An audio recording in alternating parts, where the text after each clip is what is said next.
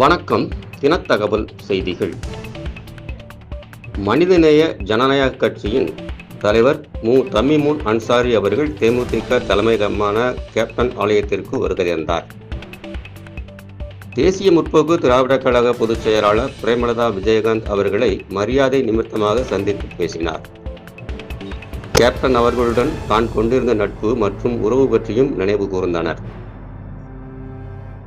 குறிப்பாக 2014 நடைபெற்ற நாடாளுமன்ற தேர்தலில் திமுக கூட்டணிக்கு தேமுதிகவை அழைத்து வருவதற்காக மலேசியாவில் கேப்டன் விஜயகாந்த் அவர்களோடு அன்று நடத்திய சந்திப்புகளை நெகிழ்ச்சியுடன் தலைவர் தமீமுன் அன்சாரி கூறினார்.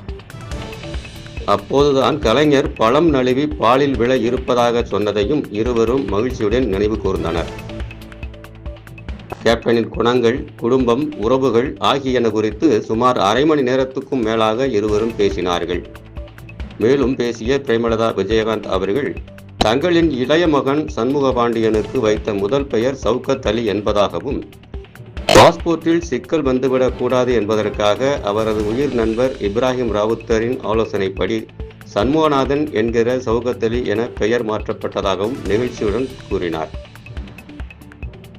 தற்போதும் தனது கழுத்தில் கேப்டன் அவர்கள் பரிசளித்த மேரி மாதா அவர்களின் உருவம் பதித்த படத்தை தான் எப்போதும் அணிந்திருப்பதாகவும், கேப்டன் அவர்கள் மரணிக்கும் வரை அணிந்திருந்த புனிதமான 786 என்பதித்த மோதிரத்தை தாங்கள் பத்திரமாக வைத்திருப்பதாகவும், எங்கள் வாழ்க்கை என்பது இவ்வாறு எல்லா சமூக மக்களுடனும் இயல்பாகவே கலந்திருப்பதாகவும் அதுவே நீடித்து வருவதாகவும் அவர் மகிழ்ச்சியுடன் கூறினார்.